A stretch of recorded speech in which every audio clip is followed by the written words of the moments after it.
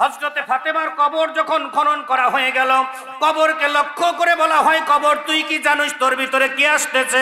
যাকে রাখা হবে তিনি হচ্ছে হযরতে হাসান হুসাইনের মা ফাতেমা।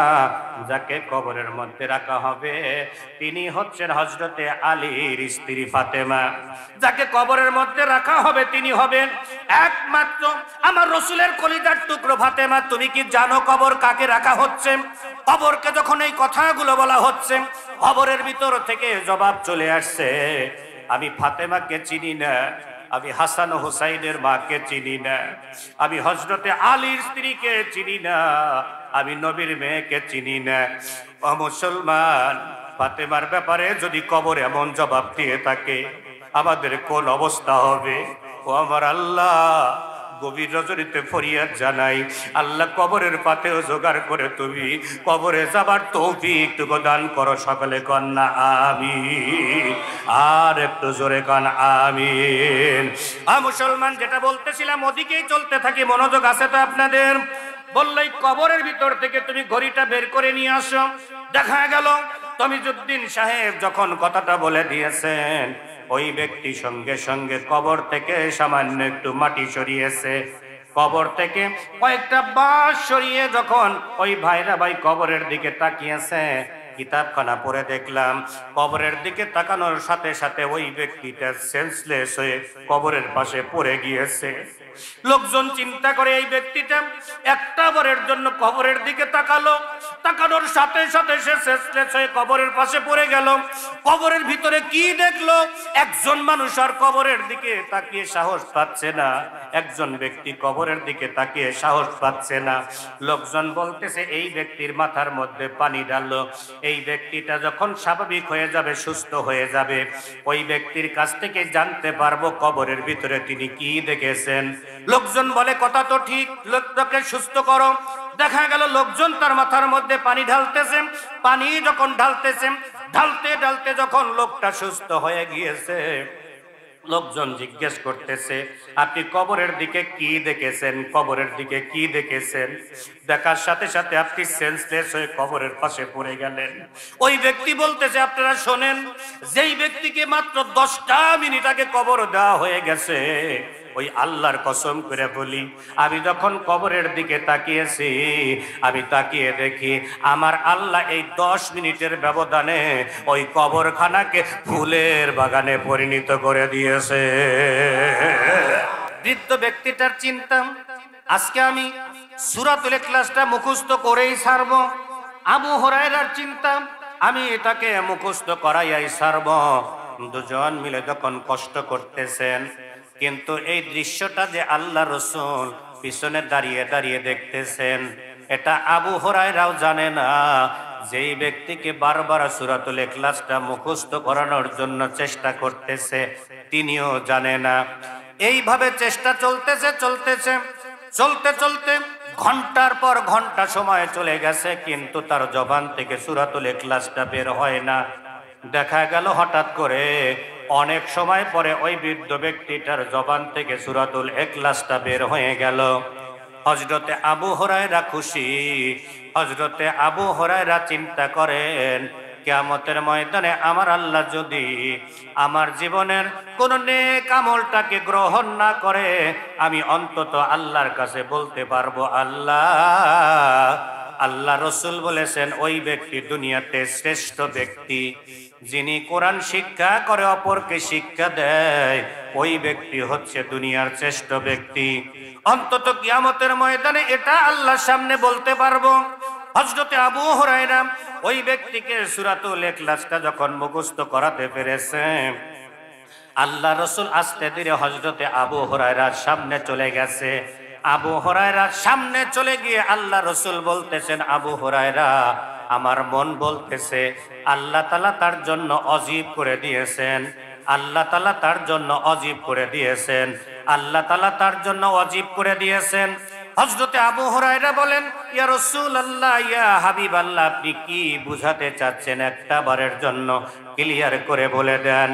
হযরতে আবু হুরায়রা যখন আল্লাহ রসুলের কাছে এমনটা জিজ্ঞেস করেছেন। আল্লাহ রসুল বললেন, ও আবু হুরায়রা তুমি শোনো, যেই ব্যক্তি এত কষ্ট স্বীকার করে সূরাতুল ইখলাসটা মুখস্থ করলো, আমার দিল বলতেছে আল্লাহ তাআলা তার জন্য জান্নাত ওয়াজিব করে দিয়েছে। আপনারা কথা বুঝেন নাই মনে হয়। আল্লাহ রসুল বলতেছেন যেই ব্যক্তি এত কষ্ট স্বীকার করে সূরাতুল ইখলাসটা মুখস্থ করতে পারলো, আমার দিল বলতেছে আল্লাহ তাআলা তার জন্য জান্নাত ওয়াজিব করে দিয়েছে। তাহলে অন্তত কষ্ট করে সূরাতুল ইখলাসটা মুখস্থ করতে পারবো তো ইনশাআল্লাহ। আল্লাহ কবুল করো, সকলে কানা আমিন। আর একটু জবান খুলে বলেন আমিন। রসুল বলেছেন কোন ব্যক্তি যদি আউযু বিল্লাহি বিসমিল্লাহর সাথে সূরাতুল ইখলাস একবার পাঠ করে, তাহলে কোরআনে কারীমের 1/3 অংশ তেলাওয়াত করলে যে সওয়াব হয়, ওই পরিমাণ সওয়াব আল্লাহ তাআলা তার আমল নামায় দান করে দেয়। 1/3 অংশ বোঝেন তো আপনারা? কোরআন শরীফের 3 ভাগের 1 ভাগ। এর মানে একবার আউযু বিল্লাহি বিসমিল্লাহর সাথে সূরা ইখলাস পাঠ করলে, কোরআন শরীফের 10 পারা তেলাওয়াত করলে যে সওয়াব হয়, ওই পরিমাণ সওয়াব আল্লাহ আপনার আমল নামায় দান করে দিবে। তাহলে যখনই চলবো ফিরবো সূরাতুল ইখলাসটা তেলাওয়াত করব, পারবো তো ইনশাআল্লাহ। আল্লাহ কবুল করুক, সকলে বলে আমিন। তাহলে আপনাদের সামনে বলতেছিলাম, ওই দিকে চলতে থাকি। ইংল্যান্ডের ঘটনা মনে আছে আপনাদের? পীর সাহেবের নাম যেন কি? আব্দুর রহমান গঞ্জে মুরাদাবাদী। আব্দুর রহমান গঞ্জে মুরাদাবাদী। তার কাছের একজন মুরিদ ছিলেন, সেই মুরিদের নাম হচ্ছে তমিজউদ্দিন। জোরে বলেন কি নাম? তমিজউদ্দিন। ভালো করে শোনেন, জন্য তাকে ডেকে ডেকে বলে, ও তমিজউদ্দিন শোনো, মানুষকে দ্বীনের দাওয়াত দাও। কারণ দ্বীনের দাওয়াত দেওয়া এটা নৈতিক দায়িত্ব, এটা আল্লাহর পক্ষ থেকে দায়িত্ব অর্পিত হয়েছে তুমি।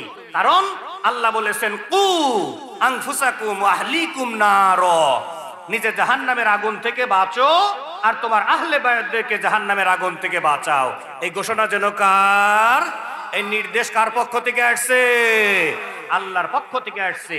আল্লাহ বললেন আমান আহসানু কওলাম মিম্মান দাআ ইলাল্লাহ ওয়া আমিলা সলিহা ওয়া ক্বালা ইন্নানী মিনাল মুসলিমিন। আল্লাহ বললেন ওই ব্যক্তির কথার চেয়ে ভালো কথা আর কার হতে পারে, যে মানুষকে আল্লাহর দিকে ডাকে, নিজে নেক আমল করে এবং বলে আমি মুসলমানদের মধ্যে একজন। সুবহানাল্লাহ বললেন না আপনারা? আর একটু জোরে সুবহানাল্লাহ কোনছে দেখি আপনারা। তাহলে ওই ব্যক্তির কথাই উত্তম, যে মানুষকে কি করে? আল্লাহর দিকে ডাকে। এই জন্য বারবার আপনাদেরকে আল্লাহর দিকে ডাকার উদ্দেশ্যে এইভাবে গলা বেরেই, একটাই মাত্র কারণ, নিজে জাহান্নাম থেকে বাঁচবো, আপনাকে জাহান্নামের আগুন থেকে বাঁচাবো। আল্লাহ তুমি আমাকে জাহান্নাম থেকে বাঁচার তৌফিক দান করো। যাদেরকে নিয়ে কথা বলতেছি আল্লাহ তাদেরকেও তুমি জাহান্নাম থেকে বাঁচানোর তৌফিক দান করো, সকলে বলে আমিন। যে কথা বলতেছিলাম ওই দিকে চলতে থাকি। তমিজউদ্দিন সাহেব তার মুরিদ তমিজউদ্দিন সাহেবকে বলে, শোনো, মানুষকে দ্বীনের দাওয়াত দাও, যাও মানুষকে দ্বীনের দাওয়াত দাও, যাও তুমি মানুষকে দ্বীনের দাওয়াত দাও। পীর সাহেব সর্বক্ষণের জন্য বলে, মুসলমান একটু ভালো করে শুনুন, তমিজউদ্দিন সাহেব মানুষকে সর্বক্ষণের জন্য দ্বীনের দাওয়াত দেয়। দাওয়াত দিতে দিতে মনে করেন আপনাদের এলাকা থেকে চলতে চলতে রংপুরে চলে গিয়েছে। মানুষকে দ্বীনের দাওয়াত দিতে দিতে রংপুরে চলে গিয়েছে। কিন্তু রংপুরে অপরিচিত একটা এলাকায় যাবার পরে তিনি দেখতে পেলেন একটা জায়গায় বেশ কিছু মানুষ জটলা পাকিয়ে দাঁড়িয়ে আছে। তমিজউদ্দিন সাহেব চিন্তা করলেন, এইখানে যদি মানুষকে দ্বীনের দাওয়াত দেই, একই সাথে একাধিক ব্যক্তির কানের মধ্যে কালেমার দাওয়াতটা পৌঁছে যাবে। আমার কথা কি বুঝতেছেন আপনারা? এত সকালে ঘুমাইতেছেন? আল্লাহ, দেখতেছি তো দুই একজন ঘুমাইতেছেন, কানা মৌলবী তো আর না। কথা ঠিক আছে কিনা? আমি মাঝে মধ্যে একটা উদাহরণ দিই, সেটা হলো বোয়াপুরের এক বক্তা আছে অন্ধ আলাউদ্দিন নুরি, আপনারা জানেন, চেনেন অনেকেই, এখানে ওয়াজ করে গেছে। ওর সাথে আবার মাহফিল ছিল বেশ কয়েক বছর আগে ঘারিন্দা রেল স্টেশনের পরে সুরুজ বাজার আছে, চেনেন আপনারা? সুরুজ বাজার থেকে পশ্চিম দিকে একটা গ্রাম আছে, গ্রামের নাম হলো বার্থা। ওই বার্থা গাইবি মসজিদ আমার মাহফিল। আমি প্রধান বক্তা, আলাউদ্দিন দ্বিতীয় বক্তা। আমার শ্বশুর বাড়ি থেকে আমার জরুরি ফোন গেছে, আমাকে বলতেছে বাজান একটু তাড়াতাড়ি বাড়িতে আসলে ভালো হয়। আমি আলাউদ্দিন ভাইকে বলতেছি, ভাইজান আমি আগে কথা বলে কালেকশন করে দিয়ে আমি চলে যাই, আপনি পরবর্তীতে কিছু কথা বলে দোয়া করে দিয়ে আসেন। এত রাগ, চামড়ার উপরই রাগ। আমারে বলতেছে জানগা জানগা জানগা। আমার সামনে লোক থাকলেই কি আর না থাকলেই কি, আপনারা বোঝেন নাই মনে হয়, তাই না? কানা মানুষ তো, আর সামনে লোক থাকলেই কি। আর আমি তো তা না, আল্লাহ দৃষ্টি শক্তি দিছে, কে ঘুমাইতেছেন আর কে ঘুমাচ্ছেন না এটা তো আমি দেখতে পাচ্ছি। কথা ঠিক আছে কিনা একটু খেয়াল করেন। আমি বলতেছিলাম কোরআনে কারিমের দিকে তাকালেই সওয়াব। এর বাস্তব উদাহরণ আপনাদেরকে দিচ্ছি, বিশেষ করে এখানে যেহেতু কবরস্থান, এই জন্য কথাটা আমি আপনাদের কাছে উপস্থাপন করতে চাচ্ছি। তমিজউদ্দিন সাহেব দেখতে পেলেন নতুন একটা এলাকায় মানুষকে দিনের দাওয়াত দেওয়ার জন্য গিয়েছেন। গিয়ে দেখলেন একটা জায়গায় বেশ কিছু মানুষ জটলা পাকিয়ে দাঁড়িয়ে আছে। তমিজউদ্দিন সাহেব চিন্তা করলেন, এইখানে যদি আমি দিনের দাওয়াত দেই, একই সাথে একাধিক ব্যক্তির কানের মধ্যে দিনের দাওয়াতটা পৌঁছে যাবে। তমিজউদ্দিন সাহেব লোকদের মাঝে চলে গেলেন। গিয়ে দেখলেন আসলে ব্যাপারটা এমন না। ওইখানে একটা মরা লাশ খাটের মধ্যে নিয়ে জানাজা করার জন্য লোকজন জটলা পাকিয়ে দাঁড়িয়ে আছে, কিন্তু তাদের ইমাম সাহেব ওইখানে নাই। ইমাম সাহেব ছুটিতে আছে, চিন্তা করতেছে কাকে দিয়ে জানাজা করাবো। তমিজউদ্দিন সাহেবের মাথার মধ্যে যখন পাগড়ি দেখেছে, মুখের মধ্যে যখন সুন্নতি দাড়ি দেখেছে, গায়ের মধ্যে যখন জুব্বা দেখেছে, চিন্তা করে ইনি তো নিশ্চয়ই একজন আলেম। সমস্ত লোকজন এক বাক্যে বলতেছে একজন আলেম পাওয়া গিয়েছে, এনাকে দিয়ে জানাজা করা যাবে। লোকজন বলতেছে হুজুর আপনি নিশ্চয়ই একজন আলেম। তিনি বলতেছেন না, আমি তো আলেম না। বলে ভেবেছিলাম আপনি একজন আলেম, আপনাকে দিয়ে আমাদের এই লাশটা জানাজা করাবো, কিন্তু বলতেছেন আলেম না, তাহলে কি করতে পারি? তমিজউদ্দিন সাহেব সুন্দর করে জবাব দিচ্ছে, তোমরা শোনো, আমি যদিও আলেম না, কিন্তু আমার পিসাব হুজুরের যখন আমি হাত ধরেছিলাম, আমার হুজুর সর্বপ্রথম আমাকে নামাজ শিক্ষা দিয়েছে, দ্বিতীয়ত আমার হুজুর আমাকে জানাজা শিক্ষা দিয়েছে। মুসলমান জবান খুলে খুলে বলা যায় নাকি একবার সুবহানাল্লাহ? ওই রকম পীর সাহেবের কাছে যাওয়া দরকার, যার কাছে গেলে সর্বপ্রথম নামাজ শিক্ষা দেয়। কথা বলেন না কেন? যার কাছে গেলে জানাজা শিক্ষা দেয়, এমন পীর সাহেবের কাছে যাওয়া দরকার। কিন্তু এমন পীরের পিছনে আমরা দৌড়াই যে পীর জীবনে নামাজও পড়ে না, গাও দিয়ে শরীর দিয়ে গন্ধ কয়, এমন পীর সাহেবের পিছনে আমরা দৌড়াই। সম্মানিত উপস্থিতি, আমি আপনাদের কাছে বলছি, দুনিয়ার জিন্দেগি একটা বারই আসতে পারবেন, দ্বিতীয়বার আসার কোনো সুযোগ নাই, দ্বিতীয়বার আসার কোনো সুযোগ নাই, দ্বিতীয়বার আসার কোনো সুযোগ নাই। যদি সুযোগ থাকতো বলতাম নিজের খেয়াল খুশি মতো চলেন, একটাবার কবরে ঢুকলে মায়ের খেয়ে তারপরে ব্যাক করে আসেন, আবার আমল করিয়েন, কিন্তু এমন সুযোগ তো নাই। এই জন্য দুনিয়ার জিন্দেগির থেকে কবরের পাথেও জোগাড় করে কবরে যেতে হবে। আল্লাহ তুমি তৌফিক থেকে দান করো, সকলে বলি আমিন। আর একটু জবান খুলে কর, তাহলে 5 ওয়াক্ত নামাজ পড়া দরকার আছে কি নাই? আজকের থেকেই পড়বো নাকি 26 সালে শুরু করব? আল্লাহ কবুল করো কোনা আমিন। 2-4 জন মনে মনে কল্পনা করে, কয় নামাজ পড়বো জীবনে একবার, এরকম কিছু আছে কি নাই? কয় জীবনে নামাজ পড়বে একবার। আমি মাঝে মধ্যে মাইক দিয়ে ঘোষণা দেই, এই জানোয়ার, আজরাইল কি তোর বাপ হয় নাকি? বলবো যে বাজানে 1 ওয়াক্ত নামাজ পড়ো, আমি আসতেছি, এমনটা বলবে আজরাইল আসতে? এখান থেকে বাড়িতে যেতে পারবেন এর কোনো গ্যারান্টি আছে? আর একটু জোরে বলেন আছে? তাহলে কেমনে 1 ওয়াক্ত নামাজ পড়বেন, এই চিন্তা কেমনে করে মাথার মধ্যে আসে? আল্লাহ তুমি কবুল করো, সকলে বলি আমিন। একটু খেয়াল করেন যেটা বলতেছিলাম। তমিজউদ্দিন সাহেব বলতেছেন আমার হুজুর আমাকে নামাজ শিক্ষা দিয়েছেন, আমার হুজুর আমাকে জানাজা শিক্ষা দিয়েছেন, বলে তাহলে আপনি এই লাশটাকে জানাজা করে দেন। দেখা গেল তমিজউদ্দিন সাহেব লাশটাকে জানাজা করার জন্য দাঁড়িয়ে গেলেন। কথা কি বুঝতেছেন আপনারা? জানাজা করার জন্য যখন দাঁড়িয়ে গেলেন, জানাজা শেষ হয়ে গেল। লোকজন বলতেছে হুজুর এই ব্যক্তিকে কবরের মধ্যে নামাবো, এমন কোন যোগ্য সম্পূর্ণ লোক আমাদের এলাকায় নাই, আপনি একটু কষ্ট স্বীকার করে লাশটাকে আপনি কবরের মধ্যে নামিয়ে দেন।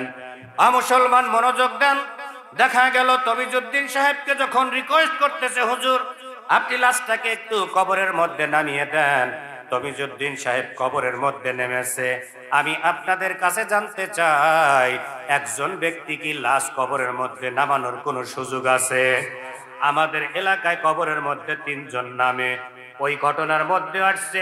তমিজউদ্দিন সাহেব বললেন আমার পক্ষে একা কবরে লাশ নামানো সম্ভব না, তোমরা আরেকজন লোক ডান পাশে নামিয়ে দাও, আরেকজনকে বাম পাশে নামিয়ে দাও। দেখা গেল 2 জন ব্যক্তিকে যখন কবরের মধ্যে দিয়ে দেওয়া হলো, তমিজউদ্দিন সাহেব আছে, এমন সময় লাশটাকে কবরের মধ্যে নামিয়ে, কবরের মধ্যে নামানো হয়ে গেল। ঘটনা সংক্ষেপ করে শুনিয়ে দেই। কবরের মধ্যে নামানোর পরে কবরের উপর দিয়ে বাঁশ দেওয়া হলো, তালাই দেওয়া হলো। কবরের উপর দিয়ে যখন মাটি দেওয়া হয়ে গেল, তমিজউদ্দিন সাহেব লোককে দিনের দাওয়াত দিচ্ছে, তোমরা আসো, আল্লাহর হুকুম মানো, রসুলের তরিকা অনুযায়ী জীবন যাপন করো।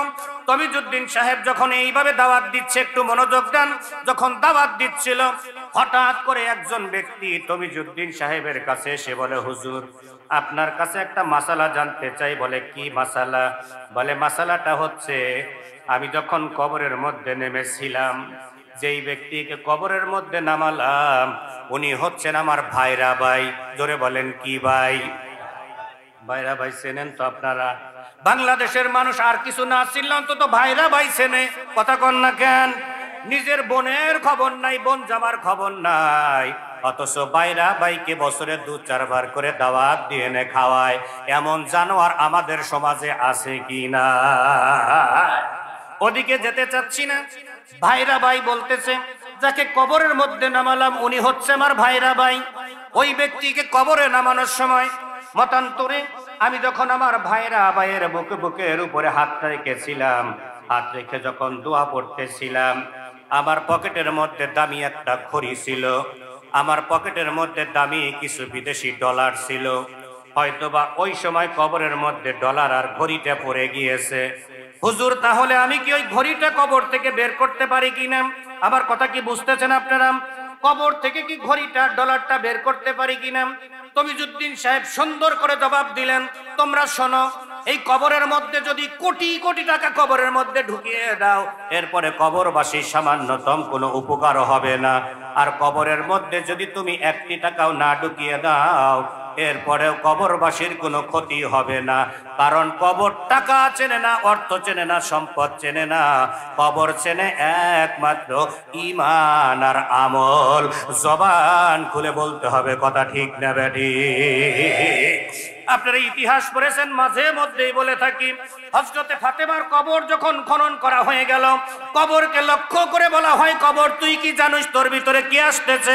যাকে রাখা হবে তিনি হচ্ছে হযরতে হাসান হুসাইনের মা ফাতেমা। যাকে কবরের মধ্যে রাখা হবে তিনি হচ্ছেন হযরতে আলীর স্ত্রী ফাতেমা। যাকে কবরের মধ্যে রাখা হবে তিনি হবেন একমাত্র আমার রসুলের কলিজার টুকরো ফাতেমা। তুমি কি জানো কবর কাকে রাখা হচ্ছে? কবরকে যখন এই কথাগুলো বলা হচ্ছে, কবরের ভিতর থেকে জবাব চলে আসছে, আমি ফাতেমাকে চিনি না, আমি হাসান হুসাইনের মাকে চিনি না, আমি হযরতে আলীর স্ত্রীকে চিনি না, আমি নবীর মেয়েকে চিনি না। ও মুসলমান, ফাতেমার ব্যাপারে যদি কবর এমন জবাব দিয়ে থাকে, আমাদের কোন অবস্থা হবে? ও আমার আল্লাহ, গভীর রজনীতে ফরিয়াদ জানাই, আল্লাহ কবরের পাতেও জোগাড় করে তুমি কবরে যাবার তৌফিক টুকু দান করো। সকলে কন্যা আমিন। আর একটু জোরে কান আমিন। মুসলমান, যেটা বলতেছিলাম ওদিকেই চলতে থাকি, মনোযোগ আছে তো আপনাদের? বললেই কবরের ভিতর থেকে তুমি ঘড়িটা বের করে নিয়ে আসো। দেখা গেল তমিজউদ্দিন সাহেব যখন কথাটা বলে দিয়েছেন, ওই ব্যক্তি সঙ্গে সঙ্গে কবর থেকে সামান্য একটু মাটি সরিয়েছে, কবর থেকে কয়েকটা বাঁশ সরিয়ে যখন ওই ভাইরা ভাই কবরের দিকে তাকিয়েছে, কিতাবখানা পড়ে দেখলাম কবরের দিকে তাকানোর সাথে সাথে ওই ব্যক্তিটা সেন্সলেস হয়ে কবরের পাশে পড়ে গিয়েছে। লোকজন চিন্তা করে এই ব্যক্তিটা একটা বারের জন্য কবরের দিকে তাকালো, তাকানোর সাথে সাথে সে সেন্সলেস হয়ে কবরের পাশে পড়ে গেল। কবরের ভিতরে কি দেখলো? একজন মানুষ আর কবরের দিকে তাকিয়ে সাহস পাচ্ছে না, একজন ব্যক্তি কবরের দিকে তাকিয়ে সাহস পাচ্ছে না। লোকজন বলতেছে এই ব্যক্তির মাথার মধ্যে পানি ঢাললো, এই ব্যক্তিটা যখন স্বাভাবিক হয়ে যাবে, সুস্থ হয়ে যাবে, ওই ব্যক্তির কাছ থেকে জানতে পারবো কবরের ভিতরে তিনি কি দেখেছেন। লোকজন বলে কথা তো ঠিক, লোকটাকে সুস্থ করো। দেখা গেল লোকজন তার মাথার মধ্যে পানি ঢালতেছে, পানি যখন ঢালতেছে, ঢালতে ঢালতে যখন লোকটা সুস্থ হয়ে গিয়েছে, লোকজন জিজ্ঞেস করতেছে আপনি কবরের দিকে কি দেখেছেন? কবরের দিকে কি দেখেছেন? দেখার সাথে সাথে আপনি সেন্সলেস হয়ে কবরের পাশে পড়ে গেলেন। ওই ব্যক্তি বলতেছে আপনারা শোনেন, যেই ব্যক্তিকে মাত্র 10টা মিনিট আগে কবর দেওয়া হয়ে গেছে, ওই আল্লাহর কসম করে বলি, আমি যখন কবরের দিকে তাকিয়েছি, আমি তাকিয়ে দেখি আমার আল্লাহ এই 10 মিনিটের ব্যবধানে ওই কবরখানাকে ফুলের বাগানে পরিণত করে দিয়েছে। হয় নাই? আরেকটু জোরে কর। কবরখানাকে ফুলের বাগান বানিয়ে দিয়েছে। লোকজন জিজ্ঞাসা করতেছে, ও ভাইরা ভাই তুমি শোনো, এই ব্যক্তিটা দুনিয়ার জমিনে কোন আমলটা করেছে? কবর দেওয়ার সাথে সাথে আল্লাহ তাআলা কবরখানাকে ফুলের বাগান বানিয়ে দিল। ওই ব্যক্তি দুনিয়াতে কি আমলটা করেছে এটা আমরা জানতে চাই। জেনে ওই আমলটা করে আমরা দুনিয়ার থেকে এমন আমলটা করে কবরে যেতে চাই। ভাইরা ভাইকে বলতেছে, আপনি তাড়াতাড়ি করে বাড়িতে চলে যান, আপনার শালিকা অথবা জেঠুসের কাছ থেকে জেনে আসেন আপনার ভাইরা ভাইটা দুনিয়াতে কোন আমলটা করেছে যে কবর দেবার সাথে সাথে আল্লাহ কবরখানা ফুলের বাগান বানিয়ে দিয়েছে। এমন সময় ওই ভাইরা ভাই বলতেছে, আমার জেঠুস আর শালিকা যার কথা বলতেছেন তিনি তো আগেই দুনিয়ার জমিন থেকে বিদায় নিয়ে চলে গেছে। বলে তাহলে এই ব্যাপারটা, এই ব্যক্তি কি আমল করেছে এটা কার কাছ থেকে জানতে পারবো? ভাইরা ভাই বলতেছে, আমার এই ভাইরা ভাইয়ের একটা যুবতী মেয়ে বাড়িতে বেঁচে আছে, ওই যুবতী মেয়েটার কাছ থেকে ব্যাপারটা জানা যাবে। বলে আর দেরি করিয়েন না, তাড়াতাড়ি করে চলে যান ওই যুবতী মেয়েটার কাছে।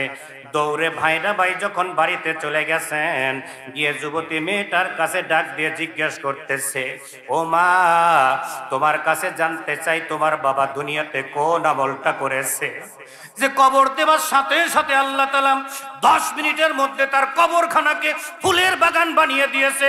তোমার বাবা কোন আমলটা করেছে? সেই আমলটা করেই আমরা কবরের মধ্যে যেতে চাই। এমন সময় যুবতী মেয়েটা বলতেছেন, আমার বাবার তেমন কোনো আমল তো আমি দেখি না, তবে আমার বাবা জীবনে কোনোদিন নামাজটা ছেড়ে দেয় নাই। একবার জোরে সুবহানাল্লাহ বলা যায় নাকি? আমার বাবা জীবনে কোনোদিন নামাজটা ছেড়ে দেয় নাই। আর আমার বাবার একটা গুণ আমরা লক্ষ্য করে দেখেছি, ওই যে তাকের উপরে দেখতে পাচ্ছেন একটা পুরাতন কোরআন শরীফ দেখা যায়, হাতাতে হাতাতে কোরআন শরীফটা একেবারে পুরানো হয়ে গিয়েছে। ওই যে কোরআন শরীফটা দেখতে পাচ্ছেন, আমার বাবার মধ্যে একটা গুণ ছিল। বলে কি গুণ? বলে প্রত্যেক দিন ফজরের নামাজ পড়ে আমার বাবা যখন বাড়িতে আসতেন, বাড়িতে এসে জানালার কাছে বসে পড়তেন। জানালার কাছে বসে কোরআন শরীফের লাইনের উপর দিয়ে হাত বুলাতেন আর মাঝে মধ্যে চিৎকার দিয়ে বলতেন, আল্লাহ এটা না তোমার কালাম, আল্লাহ এটা না তোমার কালাম, আল্লাহ এটা না তোমার কালাম। রাসূল বলেছেন, কোন ব্যক্তি যদি কোরআনকে বন্ধু বানায়, কোরআনকে তেলাওয়াত করে, রাসূল বলেছেন ইকরাউল কুরআন ফাইন্নাহু ইয়াতি ইয়াউমাল কিয়ামাতি শাফিআন লিআসহাবিহি। রাসূল বলেন, কোন ব্যক্তি যদি কোরআনকে বন্ধু বানাতে পারে, কোরআনকে তেলাওয়াত করতে পারে, কিয়ামতের ময়দানে কোরআন তার পক্ষে কথা বলে তার জন্য জান্নাতের রাস্তা ক্লিয়ার করে দিবে। মুসলমান মনোযোগ দেন, এখনো শেষ হয় নাই। ওই ভাইরা ভাইকে যুবতী মেয়েটা বলে দিচ্ছেন, আমার বাবা প্রত্যেক দিন কোরআন শরীফের লাইনের উপর দিয়ে হাত বুলায়, ফজরের নামাজ পড়ে মনে করেন 5টা পৃষ্ঠা হয়ে গেছে তিনি চিহ্ন দিয়ে রাখতেন। পরের দিন ফজরের নামাজ পড়ে এসে মনে করেন 10 পৃষ্ঠা আঙ্গুল দিয়ে 10 পৃষ্ঠা তেলাওয়াত করেছে, তেলাওয়াত জানে না, আঙ্গুল ঘুরিয়েছে, 10 পৃষ্ঠা চলে গেছে, ওখানে তিনি চিহ্ন দিয়ে রাখতেন। এরপরে মনে করেন পরের দিন 5 পৃষ্ঠা হয়েছে, চিহ্ন দিয়ে রাখতেন। এইভাবে আমার বাবা কোরআন তেলাওয়াত জানতেন না, কিন্তু কোরআন শরীফের উপর দিয়ে হাত বুলাতেন আর মাঝে মধ্যে চিৎকার দিয়ে বলতেন, আল্লাহ এটা না তোমার কালাম, আমি তেলাওয়াত শেখার জন্য চেষ্টা করতেছি কিন্তু পারি না, কিন্তু তোমার কোরআনকে ভুলে যাই নাই। প্রত্যেকদিন কোরআন শরীফের লাইনের উপর দিয়ে হাত বুলিয়ে বুলিয়ে আমি মাসের মধ্যে কয়েকবার করে কোরআন শরীফ খতম করি। এই যুবতী মেয়েটা বলে, আমার বাবার মধ্যে এই গুণটা ছিল। ভাইরা ভাই দৌড়ে চলে গেছে তমিজউদ্দিন সাহেবের কাছে, যখন এই গুণের কথা বলেছেন, বলার পরে তমিজউদ্দিন সাহেব বলতেছে, আল্লাহর কসম করে বলা যায় যে এই ব্যক্তি কোরআনকে এত মোহাব্বত করত, কোরআনের দিকে বারবার তাকিয়ে থাকতো, এই কাজটা করার কারণে আল্লাহ রাব্বুল আলামিন হয়তোবা তার জিন্দেগীর গুনাহটাকে মাফ করে দিয়ে কবর দেবার সাথে সাথে আমার আল্লাহ তার কবরখানাকে ফুলের বাগানে পরিণত করে দিয়েছে। হয় নাই? আর একটু জোরে কন, আর একটু জোরে কন, মোহাব্বতে একটু জিকির লা ইলাহা।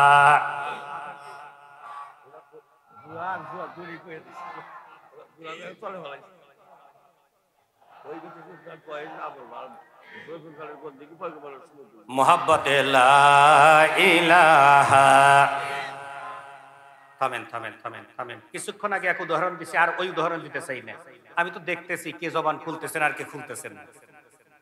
লা ইলাহা ইল্লাল্লাহ পৃথিবীর মধ্যে সবচেয়ে দামি বাক্য, এটিও আমাদের জবান থেকে বের হতে চায় না। দুঃখ, রাসূলের হাদিস শুনাই, নবীজি বলেন কোন ব্যক্তি যদি জবান থেকে পাঠ করে লা ইলাহা ইল্লাল্লাহ, আল্লাহ তাআলা ওই বান্দার প্রতি এতই রাজি আর খুশি হয়।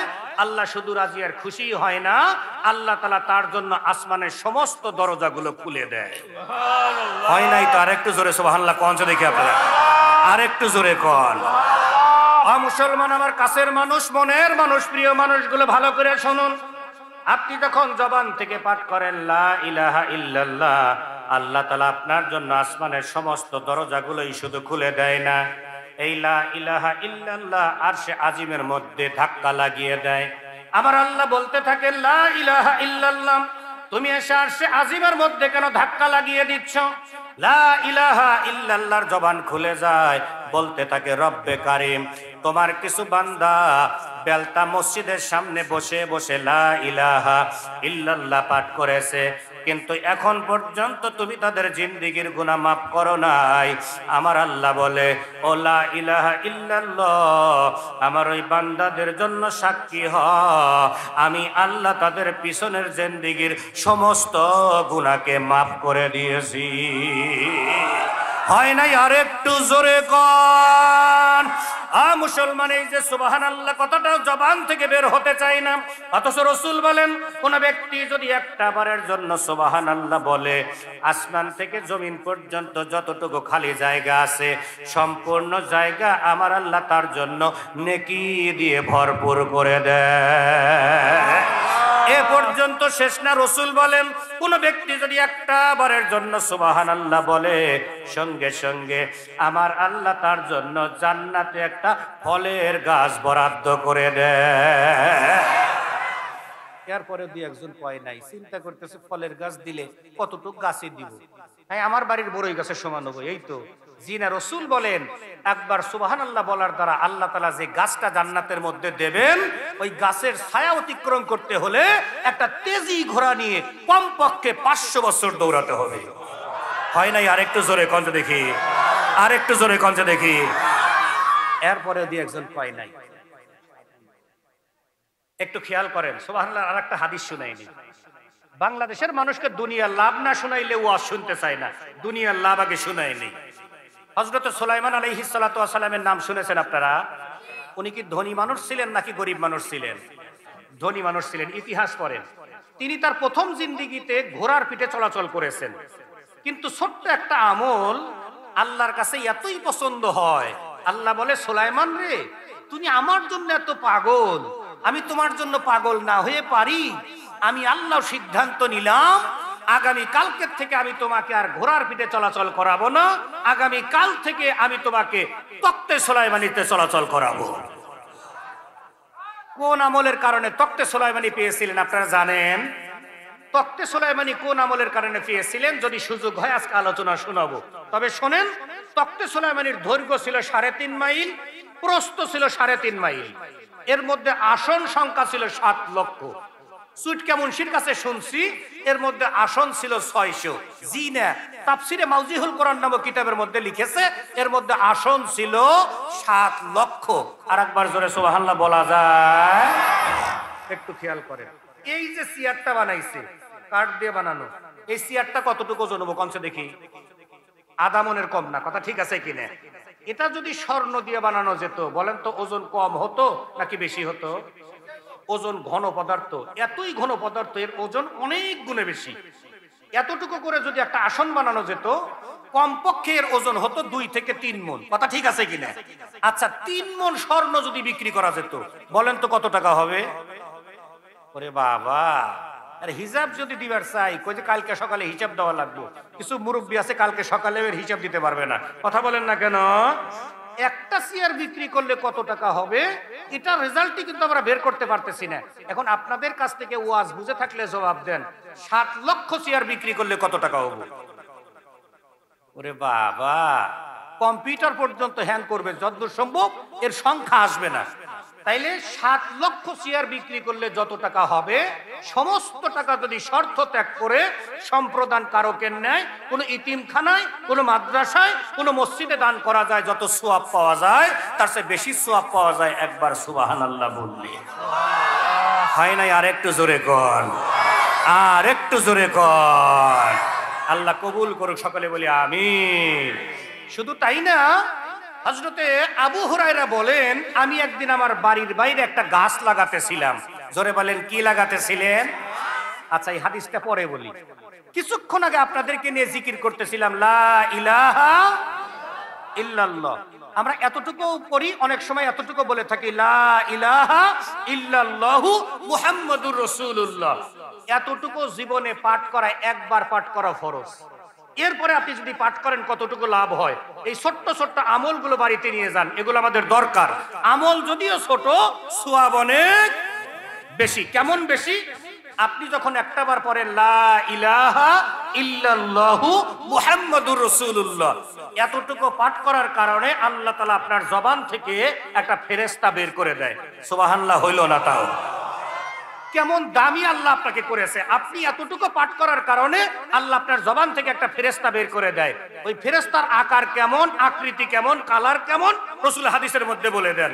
যেই ফেরেশতাটা সৃষ্টি হয়, ফেরেশতাটা বের হয়, ওই ফেরেশতার হয় পাখির আকারের। জোরে বলেন, কিসের আকারের?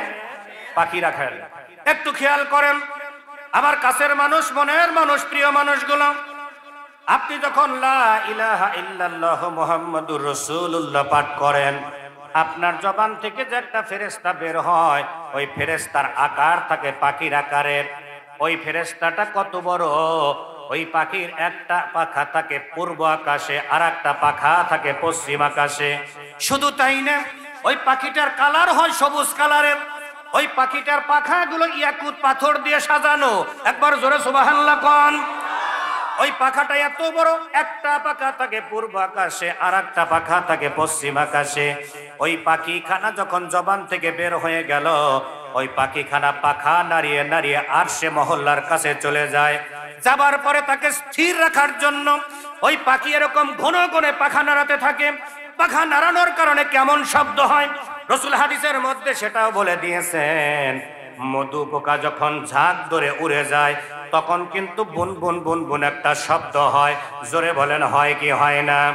ওই পাখি যখন আরশের কাছে গিয়ে পাখা নাড়াতে থাকে, বুন বুন বুন বুন শব্দ হতে থাকে, তখন আরশ বহনকারী ফেরেশতারা ওই পাখিকে বলতে থাকে, চুপ হয়ে যাও, সাইলেন্ট হয়ে যাও। পাখি বলতে থাকে, তোমাদের কথা আমি সাইলেন্ট হব না, ওই রবের সাথে কথা বলার জন্য এসেছি। আবার আল্লাহ তাআলা বলে, পাখি রে, তুই কি বলার জন্য এসেছিস, একটা বারের জন্য বলে ফেল।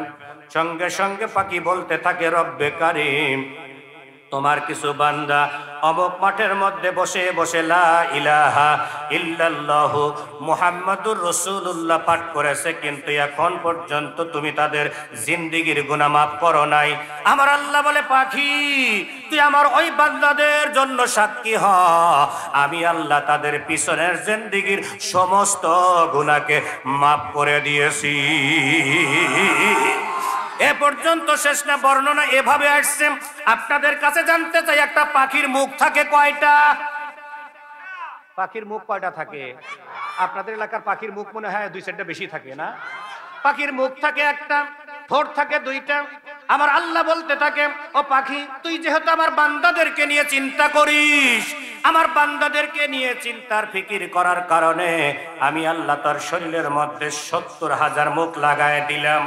এই 70,000 মুখ দিয়ে আমার ওই বান্দা যতদিন পর্যন্ত দুনিয়ার জিন্দেগিতে বেঁচে থাকবে, আমার ওই বান্দার জন্য তুই রহমত আর মাগফিরাত কামনা করতে থাকবি। আমল যদিও ছোট, সওয়াব অনেক। এই আমলগুলো করা দরকার আছে কি নাই? আল্লাহ কবুল করো, সকলে বলি আমিন। সম্মানিত উপস্থিতি, অতি কেউ যেতে চাচ্ছি না, আমি আপনাদের কাছে বলতে চাচ্ছি, তাহলে আজকের থেকে গোলামি চালাবো কার? সাহায্য চাবো কার কাছে? ইয়্যাকা না'বুদু ওয়া ইয়্যাকা নাস্তাঈন। Allah does the your prayer want help to me, গোলামি করব, আল্লাহ সাহায্য চাবো কার কাছে? আরেকটু জোরে কর, আরেকটু জোরে কর। আল্লাহ কথাটাও মুসলমানের জবান দিয়ে বের হতে চায় না, অথচ তাফসিরে নুরুল কোরআনের মধ্যে আল্লাহ শব্দের তাফসির লিখতে গিয়ে লিখেছে, বরকত লিখতে গিয়ে লিখেছে, কোন ব্যক্তি যদি আল্লাহকে আল্লাহ জেনে একটাবারের জন্য আল্লাহ বলে ডাক দেয়, আমার আল্লাহ সঙ্গে সঙ্গে তার আমল নামায় কমপক্ষে দুটো উট কোরবানি দেওয়ার সওয়াব দিয়ে দেয়। হয় নাই? আরেকটু জোরে কনসে দেখে সুবহানাল্লাহ। মোহাব্বত একটু জিকির লা ইলাহা, একদম জবান খুলে লা ইলাহা।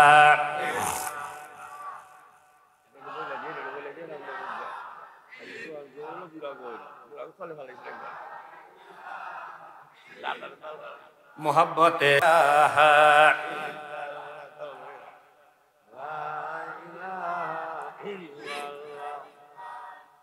লা ইলাহা, লা ইলাহা ইল্লাল্লাহু মুহাম্মাদুর রাসূলুল্লাহ সাল্লাল্লাহু আলাইহি ওয়াসাল্লাম। কত বাজে দেখেছেন আপনারা? আরো 20 মিনিট থাকার মন মানসিকতা আছে? আরে বাবা, 2-4 জন মনে মনে কইতেছে হুজুর খালি খিচুড়ি দিয়ে দেখেন, তারপরে বোঝা যাবে না। তাহলে আজকের থেকে নিয়ত করতে পারি কি ইনশাআল্লাহ গোলামি যেন করব কার? সাহায্য চাবো কার কাছে? তবে আল্লাহর কাছ থেকে সাহায্য পেতে হলে কমপক্ষে 2টা গুণ থাকা লাগবে। জোরে বলেন কয়টা? আর একটু জোরে কর। 2টা গুণ থাকা লাগবে। 2টা গুণের মধ্যে 1 নাম্বার গুণ হচ্ছে ধৈর্য, 2য় নাম্বার গুণ হচ্ছে নামাজ। জোরে বলেন কি? এটা আমার কথা না, আল্লাহ বলেছেন ইয়া আইয়ুহাল্লাযীনা আমানুস্তাঈনু বিস-সাবরি ওয়াস-সালাহ ইন্নাল্লাহা মা'আস-সাবিরিন।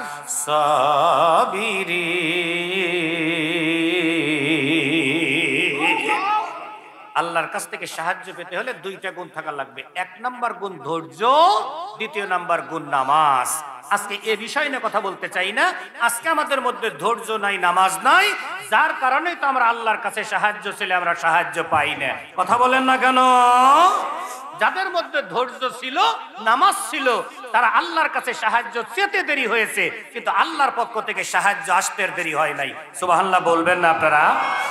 মাঝে মধ্যে একটা কথা বলে থাকি, মাঝে মধ্যে ওয়াজের মঞ্চে বলে, হাফিজি হুজুরের জিন্দেগি আপনারা শুনেছেন। হাফিজি হুজুরের জিন্দেগি পড়লে নিজের চলাচলের পরিবর্তন ঘটবে, সন্তানকে পড়াবেন, সন্তানের চলাচলের পরিবর্তন ঘটবে।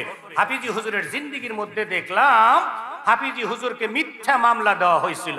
জোরে বলেন কি মামলা দেওয়া হয়েছে? মিথ্যা মামলা দেওয়া হয়েছে। পুলিশ আসছে হুজুরকে ধরার জন্য। একটু খেয়াল করেন, আমি বলতেছিলাম যাদের মধ্যে ধৈর্য ছিল, নামাজ ছিল, তারা আল্লাহ তাআলার কাছে সাহায্য চেতে দেরি হয়েছে, কিন্তু সাহায্য পেতে আর দেরি হয় নাই। হাফিজি হুজুরের জিন্দেগি পড়লাম, হাফিজি হুজুরকে মিথ্যা মামলা দেওয়া হয়েছে। পুলিশ হুজুরকে ধরার জন্য চলে আসছে, এসে দেখে গেটের সামনে দারোয়ান দাঁড়ানো। দারোয়ানকে বলতেছে আমরা পুলিশ চলে আসছি হুজুরকে ধরার জন্য, হুজুরের বিরুদ্ধে মামলা আছে, হুজুরকে এখনই ধরে নিয়ে যেতে হবে, উপর থেকে নির্দেশ। কথা কি বুঝতেছেন আপনারা? এমন সময় পুলিশ জিজ্ঞেস করতেছে হুজুর কি বাড়িতে আছেন কিনা? বলে হ্যাঁ হুজুর তো বাড়িতে আছে। বলে তাহলে গেটটা ছেড়ে দাও, হুজুরকে এখনই ধরে নিয়ে আমরা চলে যাব থানায়।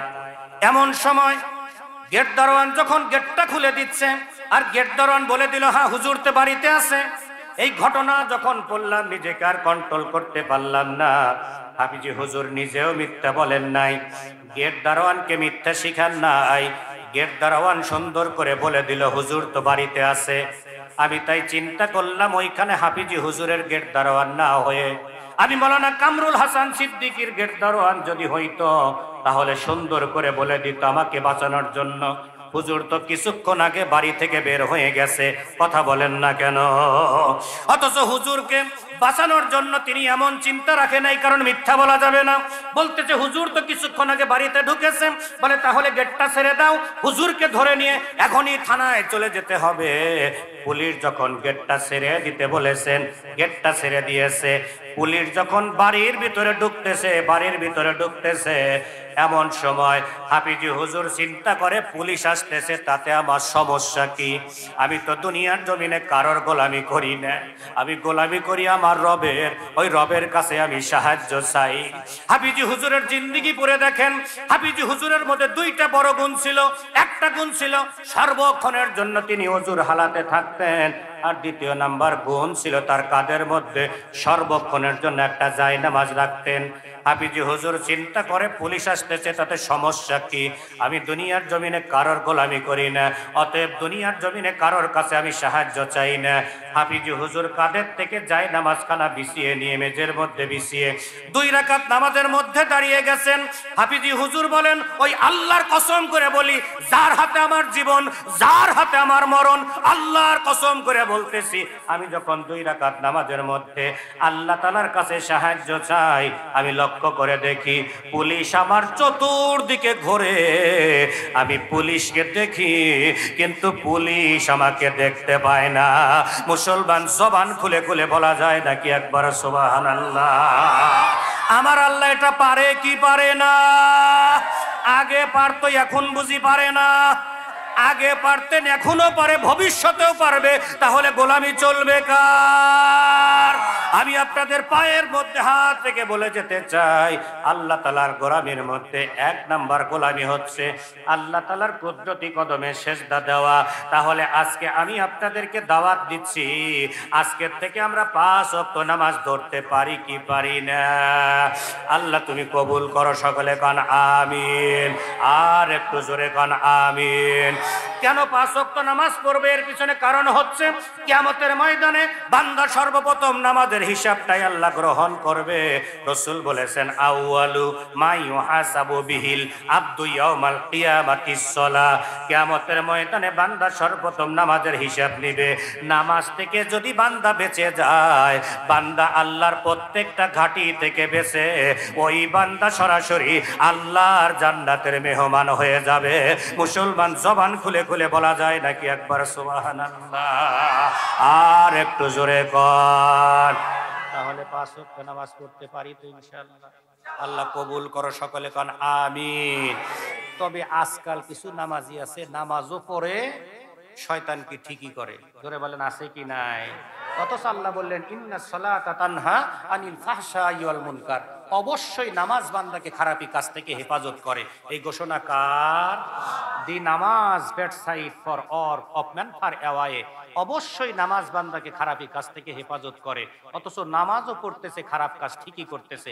জোরে বলেন, এই কোয়ালিটির মুসলমান আমাদের সমাজে আছে কি নাই? আপনাদের এলাকায় নাই, আমাদের সিরাজগঞ্জে আছে। নামাজও পড়তেছে, খারাপ কাজ ঠিকই করতেছে। কেন খারাপ কাজ করতেছে? এর পিছনে কারণ হচ্ছে আমাদের নামাজটা নামাজের মতো হচ্ছে। নামাজ কেন হচ্ছে না? নামাজ না হওয়ার পিছনে বড় কারণ হচ্ছে নামাজের মধ্যে যেখানে যে সূরা বা যেটা তেলাওয়াত করা দরকার, এটা আমরা জানি না। কথা বলেন না কেন? এমনও মুসলমান এখানে আছে যাদের 60 বছর বয়স, সূরা ফাতিহা জানে না। জোরে বলেন আছে কি নাই? অনেক আছে। আমি দূরের কথা বলবো না, আপনাদের বেগুনটাল, এই যে পাশে বেগুনটাল আছে না? বেগুনটালের এক মুরব্বী, বয়স প্রায় 65 আপ। আমি জিজ্ঞেস করছি, ভাইজান আপনি সূরা ফাতিহাটা পড়েন? আমি তো সূরা ফাতিহা জানি না। আমি বললাম, নামাজ পড়েন কিভাবে? কয় কালেমা দিয়ে নামাজ পড়েন। আমি বললাম, কালেমা দিয়ে কিভাবে নামাজ পড়েন? কয় কেন? তাকবীর বাদি আল্লাহু আকবার, তারপরে 3 বার পড়ি লা ইলাহা ইল্লাল্লাহু মুহাম্মাদুর রাসূলুল্লাহ। আপনাদের কাছে জানতে চাই, এটা কি নামাজ হইল? আর একটু জোরে বলেন, এটা হলো? নামাজটা পড়তে হবে সেভাবে রাসূল বলেছেন যেভাবে। আল্লাহ তুমি আমাদের রাসূলের নামাজের মতো নামাজ বানানোর তৌফিক দান করো, সকলে বলি আমিন। আর একটু জবান খুলে বলি আমিন। তবে নামাজ পড়তে হলে এক নম্বরে কোরআন শিখতে হবে। আমি আপনাদের কাছে অনুরোধ করব, জান্নাতে যাওয়ার এর চেয়ে সহজ হাদিস আমার আর জানা নাই। আজকের থেকে নিয়াত করেন কোরআন শিখবো। কিছুক্ষণ আগে দ্বিতীয় বক্তা বলে গেছে, নিয়াতটা করে ফেলেন ইনশাআল্লাহ। নিয়াত করেন কোরআন শিখতে থাকেন। শিখতে শিখতে যদি কবরের মধ্যে চলে যেতে পারেন, আপনার কপালটা খুলে গেল। কেমন কপাল খুলে গেল? আপনি যখন কবরের মধ্যে চলে যাবেন, আল্লাহর কসম করে বলতেছি, আল্লাহ আপনাকে কিয়ামতের ময়দানে আপনাকে বেলতার সাধারণ মানুষের কাতারে দাঁড় করাবে না। আমার আল্লাহ কিয়ামতের ময়দানে আপনাকে তলাবুল ইলমের কাতারে দাঁড় করিয়ে আমার আল্লাহ আপনাকে বিনা হিসাবে জান্নাত দিয়ে দিবে। শুধু তাই না, কোরআনকে যদি বন্ধু বানাতে পারেন, আল্লাহর কসম করে বলতেছি, কোটি কোটি টাকা মৃত্যুবরণ করার সাথে সাথে আপনার থেকে ডিভাইডেড হয়ে যাবে। হাজার হাজার বিঘা জমি আপনার থেকে মৃত্যুবরণ করার সাথে ডিভাইডেড হয়ে যাবে। কিন্তু কোরআনকে যদি বন্ধু বানাতে পারেন, আল্লাহর কসম করে বলতেছি, মৃত্যুর পরে কেউ আপনার সাথে যাবে না, একমাত্র কোরআনে কারিম আপনার মাথার কাছে দাঁড়িয়ে থাকবে। আর একটু জোরে কন না কেন? সংক্ষেপ করে শুনিয়ে দিচ্ছি। আপনি যখন কোরআনকে বন্ধু বানাবেন, বানানোর পরে যখন আপনি কবরের মধ্যে চলে যাবেন, একটু খেয়াল করেন, কবরের মধ্যে আপনারা জেনেছেন একজন ব্যক্তিকে যখন কবরে রেখে আসা হয়, দুইজন ফেরেশতা কবরের মধ্যে চলে যায় তাকে তিনটা প্রশ্ন করার জন্য। এটা তো আপনারা জানেন, তিনটা প্রশ্ন করার জন্য যায়। কবরের মধ্যে যখন দুইজন ফেরেশতা ঢুকে পড়বে, কবরের মধ্যে দেখবে কবরের মধ্যে লোক থাকার কথা ছিল একজন, কিন্তু কবরের মধ্যে লোক হলো দুইজন। এমন সময় দুইজন ফেরেশতা জিজ্ঞাসা করবে, তুমি কে গো? কোরআনে কারিম মাথার কাছে দাঁড়িয়ে বলবে, তুমি কে? তোমরা কারা? দুইজন ফেরেশতা বলবে, আমরা আল্লাহর পক্ষ থেকে আসছি এই ব্যক্তিকে তিনটা প্রশ্ন করার জন্য, তুমি কে? কোরআনে কারিম বলবে, তোমরা আমাকে চেনো না। যেই ব্যক্তি ঘুমিয়ে আছে উনি হল আমার বন্ধু, আর আমি হইলাম তার বন্ধু। কোরআনে কারিম বলে, শোনো, এই ব্যক্তিকে আল্লাহর পক্ষ থেকে অনুমতি নিয়ে এমন ঘুম আনিয়ে দেওয়া হয়েছে, কিয়ামত শুরু না হওয়া পর্যন্ত এই ব্যক্তিকে ডাক দেওয়ার কোনো অনুমতি নাই। তোমাদের যদি কোনো প্রশ্ন করার থাকে, আমি কোরআনে কারিমের কাছে প্রশ্ন করো, আমি কোরআনে কারিম তোমাদের প্রত্যেকটা প্রশ্নের জবাব দিয়ে দেব। মুসলমান জবান খুলে খুলে বলা যায় নাকি একবার সুবহানাল্লাহ? কোরআনে কারিম থেকে যদি জবাব পেতে চান, তাহলে কোরআনকে বন্ধু বানানো দরকার আছে কি নাই? আর একটু জোরে বলেন, আছে কি নাই?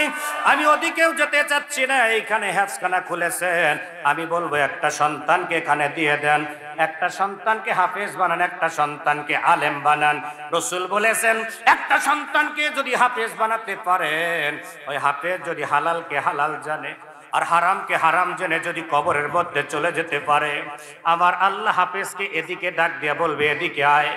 এই যে জাহান্নামের দরজা তুই দেখতে পাচ্ছিস, এই জাহান্নামের দরজার কাছে তুই দাঁড়িয়ে যা। এখান থেকে যেই 10 জন ব্যক্তিকে তোর পছন্দ, যাদের জন্য জাহান্নাম অজীব হয়ে গিয়েছে, এখান থেকে যেই 10 জনকে তোর পছন্দ, 10 জনকে টান দিয়ে নিয়ে এসে তুই আমি আল্লাহর জান্নাতে যা। আর একজন আলেমের ব্যাপারে আল্লাহ বলবে, এদিকে আয়। এই যে জাহান্নামের দরজা, তুমি এখানে দাঁড়িয়ে যাও। এখান থেকে যেই 40 জনকে পছন্দ হয়, ওই 40 জন ব্যক্তিকে নিয়ে তুমি সরাসরি আমি আল্লাহর জান্নাতে যাও। আমি বেলতার মানুষের কাছে জানতে চাই, একজন হাফেজের ব্যাপারে নবীজি বলেছেন 10 জনকে নিয়ে আল্লাহর জান্নাতে যেতে পারবে, আর একজন আলেম কমপক্ষে 40 জনকে নিয়ে আল্লাহর জান্নাতে যেতে পারবে। আপনাদের কাছে জানতে চাই, একটা সন্তানকে যদি আপনি বিসিএস করান, পিএইচডি করান, মাস্টার্স করান, আপনি যদি ইওনো টিওনো ডিসি বানান, আপনার ওই সন্তান কয়জনকে নিয়ে যেন জান্নাতে যেতে পারবে? আমি পাই নাই, আপনারা পেয়েছেন কিনা আমি জানি না, ওদিকেও যেতে চাই না। আমি আপনাদের কাছে অনুরোধ রেখে যাই, যেতে চাই, একটা সন্তানকে হাফেজ বানানোর দরকার আছে কিনা? আর একটু জোরে কন। 2-4 জন মনে মনে কইতেছে, হুজুর আপনি এসে আমাদেরকে পচা পরামর্শটা দিচ্ছেন, আমার সন্তানকে হাফেজ বানাইলে, আলেম বানাইলে কি করে খাবে? আমি আপনাদের কাছে জানতে চাই, রিজিকের মালিক যেন কে? আর একটু জোরে কন। 2-4 জন মনে করতেছেন সন্তানকে বিসিএস করাবো, পিএইচডি করাবো, হাজার হাজার টাকা কামাই করে দিবে, আমার ছেলে ইওনো হবে, টিওনো হবে। একটা কথা মাথায় রাখবেন, আপনার সন্তানকে আমি জমি জমা বিক্রি করে আপনি বিসিএস করিয়েছেন, টিওনো বানিয়েছেন, ইওনো বানিয়েছেন। আপনার সন্তানটা যখন বিসিএস ক্যাডার হইল, তার লেভেলটা ঠিক রাখার জন্য একটা বিসিএস করা মেয়েকে কিন্তু বিয়ে করবে। কথা বলেন না কেন? ওই বিসিএস করা বেটার বউটা আপনার মতো হোমরা সোমরা শ্বশুরকে পছন্দ নাও করতে পারে। এই জন্য বলবো একটা সন্তানকে হাফেজ বানান, একটা সন্তানকে আলেম বানান। আল্লাহ তুমি হাফেজের, আল্লাহ আলেমের বাবা হিসেবে কবুল করো, সকলে কান আমিন। আল্লাহ দাদা হিসেবে কবুল করো, কান আমিন। আল্লাহ নানা হিসেবে কবুল করো, সকলে কান আমিন। আমি ওদিকেও যেতে চাচ্ছি না, আমি আপনাদের কাছে বলতে চাচ্ছি এখানে কবরস্থানের মাহফিল। ও মুসলমান, অন্তত একটা সন্তানকে বাজান নেক সন্তান বানিয়ে আপনি কবরে চলে যান। নসেদ কবরে যায় না, কবর কিন্তু তো ভালো জায়গা না। রসুল বলেছেন কবর কারোর জন্য সর্পের গর্তে পরিণত হয়ে যাবে। রসুল বলেছেন কবর কারোর জন্য জান্নাতের বাগানে পরিণত হয়ে যাবে। আগামী কালকে এই সময় কবরের বাসিন্দা হয়ে যেতে পারি। আজকে এই বালিশে মাথাটা রেখে হিসাব মিলাবেন জীবনের কতটুকু অংশ ভালোর কাজ করেছেন আর কতটুকু খারাপ কাজ করেছেন। খারাপের পাল্লা যদি ভারী হয়, আমি আপনাদের পায়ের মধ্যে হাত থেকে বলে যেতে চাই, আজকে গভীর রজনীতে আল্লাহ তাআলার কুদরতি কদমে সেজদা দিবেন। সেজদা দিয়ে আল্লাহ তাআলার কাছে মাপ চাবেন। আল্লাহ তোমার কাছে বলি, জীবনে যা করেছি ভুল করেছি, আল্লাহ তুমি মাফ করে দাও, আল্লাহ তুমি মাফ করে দাও। আল্লাহ তাআলার কাছে মাপ চান। আল্লাহ তাআলা মাফ করাটাকেই বেশি করে পছন্দ করে। একবার জবান খুলে বলা যায় নাকি একবার সুবহানাল্লাহ? আমি বলবো একটা নেক সন্তান দুনিয়াতে রেখে যান, বদ সন্তান দুনিয়াতে রেখে দুনিয়ার জমিন থেকে বিদায় নিয়েন না। আমি মাঝে মধ্যেই একটা কথা বলে থাকি, আপনি যদি নেক সন্তান দুনিয়াতে রেখে যান, আপনার কবরের মধ্যে কোন অবস্থা হবে, আর বদ সন্তান যদি দুনিয়াতে রেখে যান কোন অবস্থা হবে। ছোট্ট একটা ঘটনা শোনাতে চাই, মনোযোগ আছে কি আপনাদের? আল্লাহ রসুলের সাহাবী হযরতে কাতাদা, ভালো করে শুনিয়েন।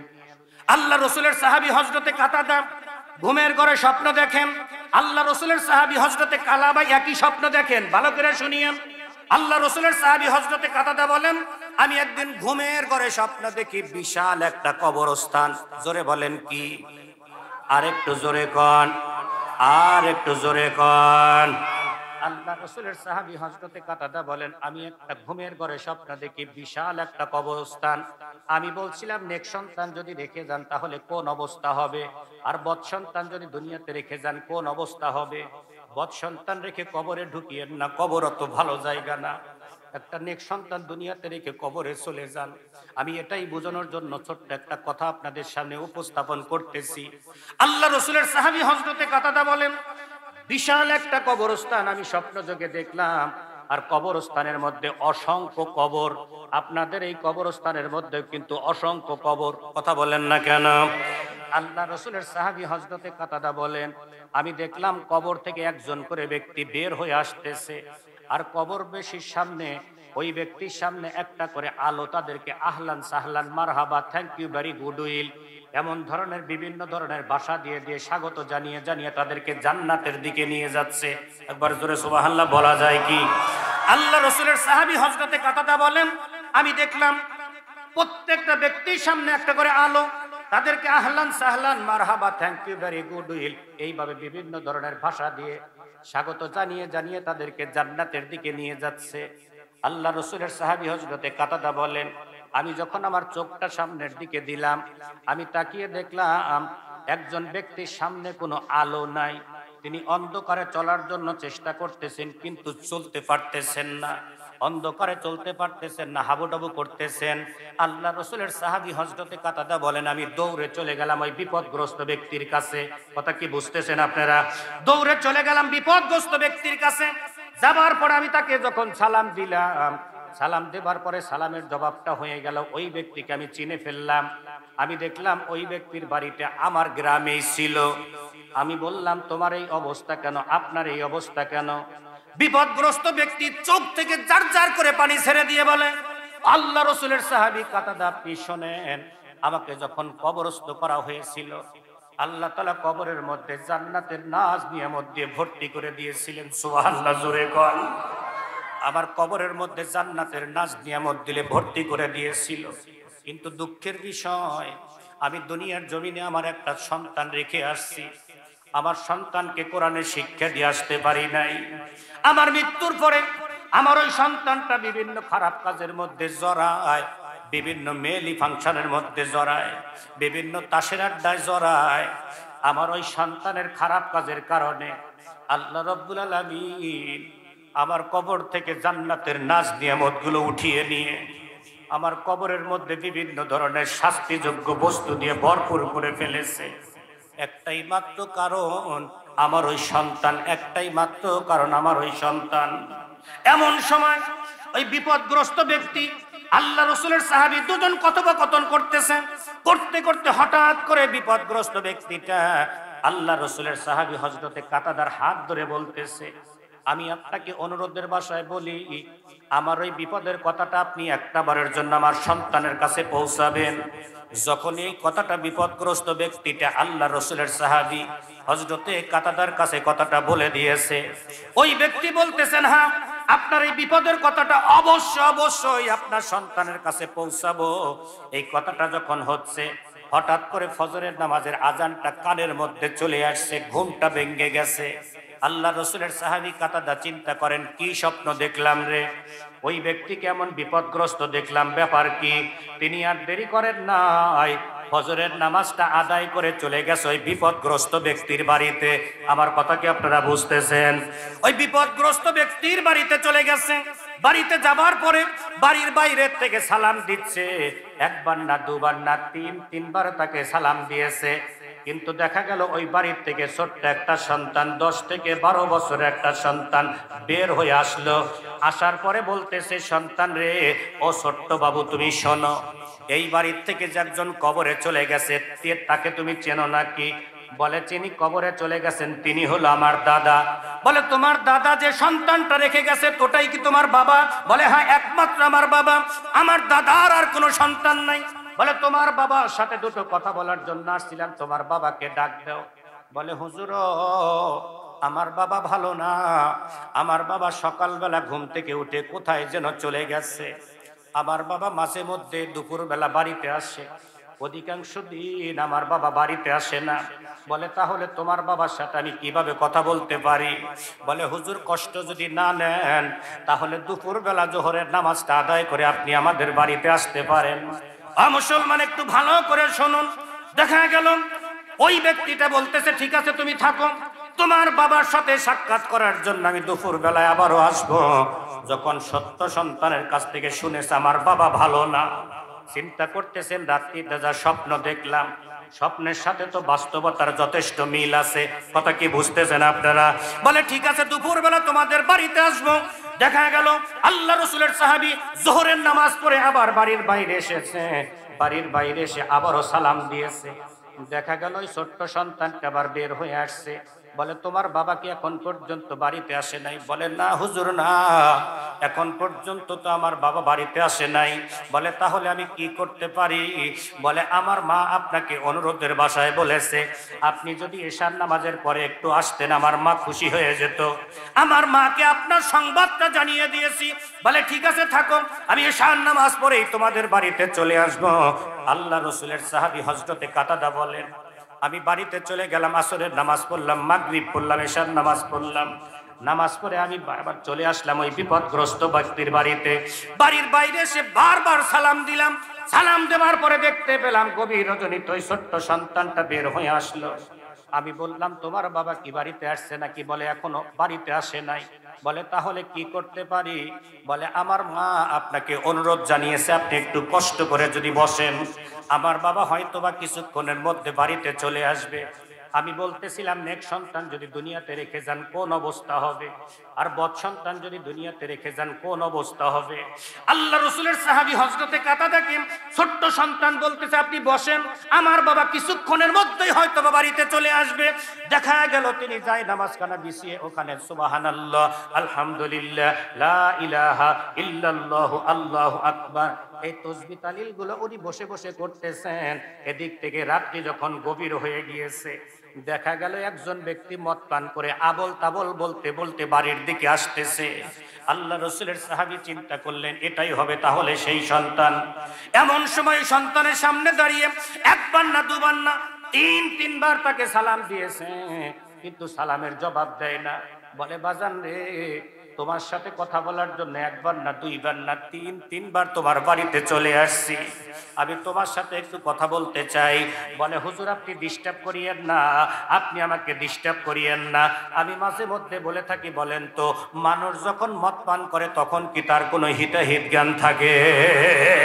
বলতেছে হুজুর আপনি আমাকে ডিস্টার্ব করিয়েন না, আপনি আমাকে ডিস্টার্ব করিয়েন না।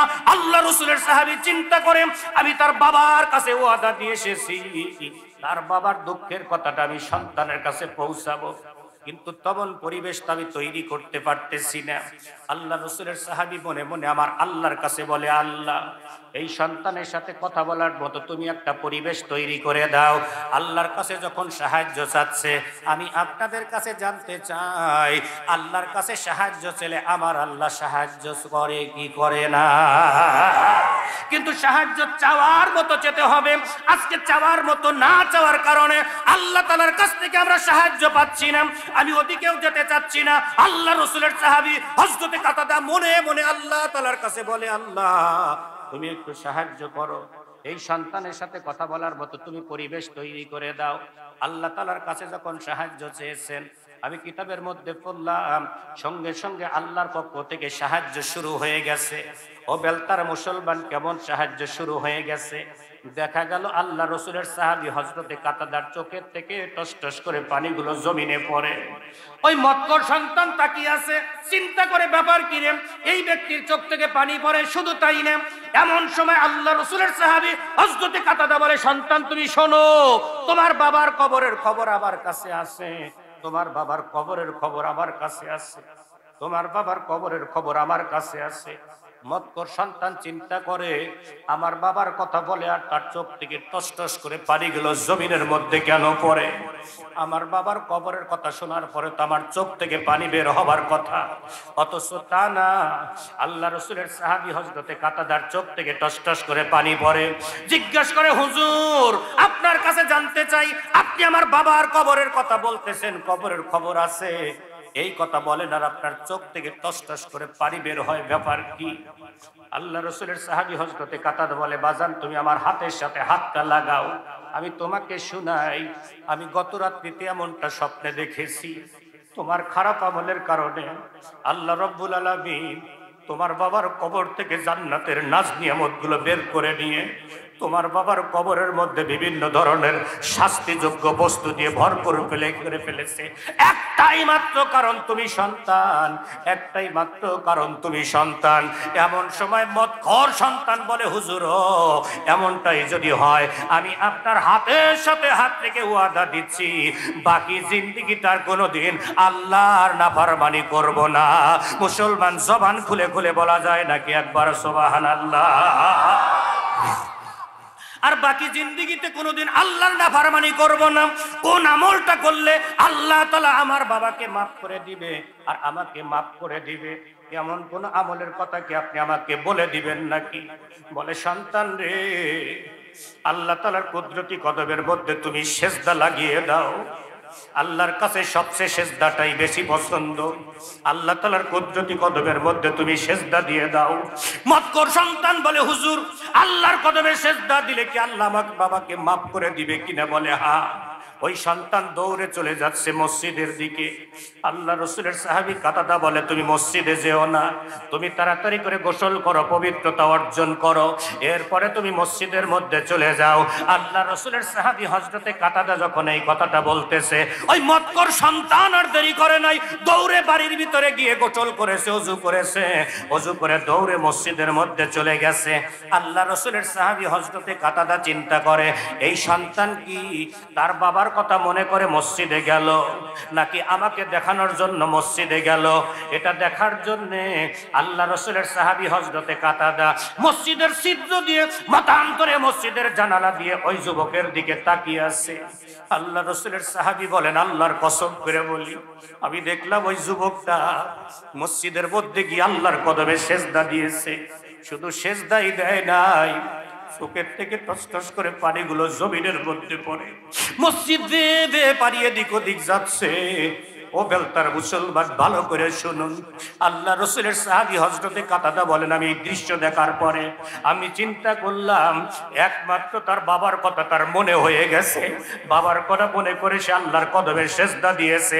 এই দৃশ্যটা দেখার পর আল্লাহ রসুলের সাহাবী হযরতে কাতাদা বলেন, আমি বাড়িতে চলে গেলাম, রাত্রি গভীর হয়েছে, বাড়িতে যখন চলে গেলাম, আমি রাত্রিতে যখন ঘুমিয়ে গেলাম, আমি ঘুমের ঘরে স্বপ্ন দেখি যেই ব্যক্তি গতকালকে বিপদগ্রস্ত ছিল ওই ব্যক্তির শরীরের মধ্যে আল্লাহ তাআলা জান্নাতের পোশাক পরিয়ে দিয়েছে।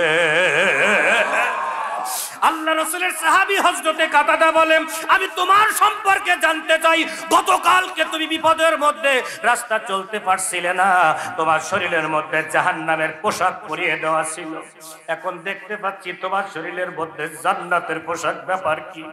বিপদগ্রস্ত ব্যক্তি বলে, আল্লাহ রাসূলের সাহাবী কাতাদা আপনি শুনুন, আপনি যখন আমার সন্তানটাকে দাওয়াত দিচ্ছিলেন, আমার সন্তান যখন আপনার হাত ধরে ওয়াদা দিল আর বাকি জিন্দেগিতে আল্লাহর কোনোদিন নাফরমানি করব না, এই ওয়াদা করার সাথে সাথে আবার আল্লাহ জান্নাতের ফেরেশতাদেরকে ডাক দিয়ে বলল, ও জান্নাতের ফেরেশতা তোমরা আসো, ওই জান্নাত থেকে একটা পোশাক নিয়ে এসে ওই সন্তানের বাবার শরীরের মধ্যে তোমরা এই মুহূর্তে জান্নাতের পোশাক পরিয়ে দাও।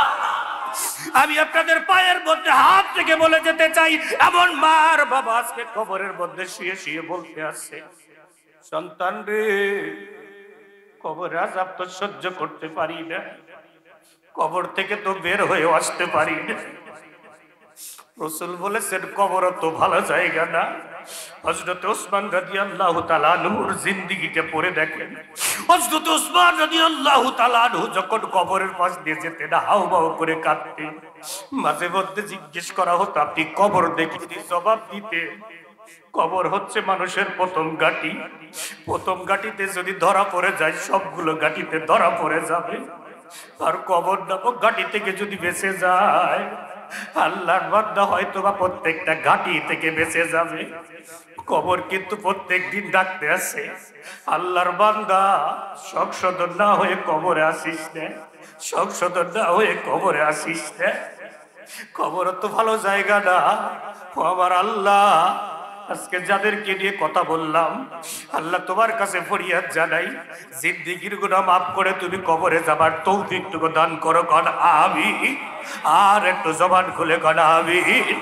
আবু সালমান মার বাবা কবর থেকে ডেকে ডেকে বলতে আসে, এখান থেকে শুনতে পাচ্ছি না, 1 মিনিটের মধ্যে আমেরিকার খবর নেওয়া যায়, জাপানের খবর নেওয়া যায়, কবরের পাশ দিয়ে হেঁটে আসলাম, কবরের তো কোনো খবর নিতে পারলাম।